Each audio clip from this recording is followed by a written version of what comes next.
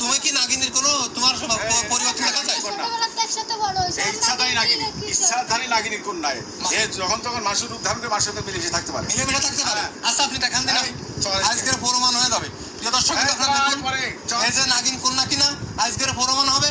সেই বট গাছের নিচে সেই সাধু বাবা কিন্তু আজকের তার মন্ত্র প্রয়োগ করে কিন্তু আপনারা দেখুন, এই যে সাত মশন গাছ, প্রিয় দর্শক, কিন্তু 1000 বছরের যে গাছ আছে।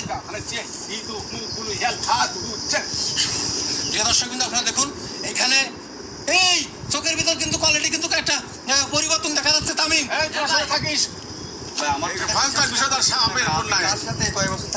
তোমার বোন না এটা? আমার বোন ভাই, কয় বছরে 12-13 বছর আমরা কিছুই তো তোমার কি কোনো সমস্যা হচ্ছে? আমার সাথে একটু কথা বলো, মাথা করতেছে।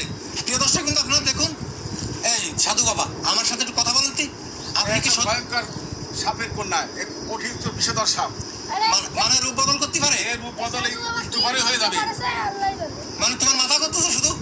প্রিয় দর্শক, কিন্তু আপনারা দেখুন, এখন কি সাপ হয়ে যাবে? এখনই সাপ হয়ে যাবে। এই যে সর্বপাতা বাহারি, মানে সর্বপাতা বাহারি যারা সাপ, তাদের সাপের রূপান্তর হবেই, সাপে রূপান্তরিত হয়ে যাবে। প্রিয় দর্শক, কিন্তু আপনারা দেখুন, আর যে যেখান থেকে ভিডিওটা আমাদের দেখেন, এই ভিডিওটা বেশি করে শেয়ার করেন। এই চলে আয়। প্রিয় দর্শক, কিন্তু আপনারা দেখলে বুঝতে পারছেন এখানে কিন্তু তার চোখের ভিতরে একটা পরিবর্তন লক্ষ্য করতে পারতেছি। যে পরিবর্তন কিন্তু আগেও ঘটেছিল, কিন্তু কালকে সেই পরিবর্তন। তামিম, তুমি এদিকে আসো তো ভাই, এদিকে আসো, আমার কাছে আসো ভাই। শোনো, এখানে দাঁড়াও। বলছে কি, এই সাধু বাবার কিন্তু আমার সুবিধা মনে হচ্ছে না।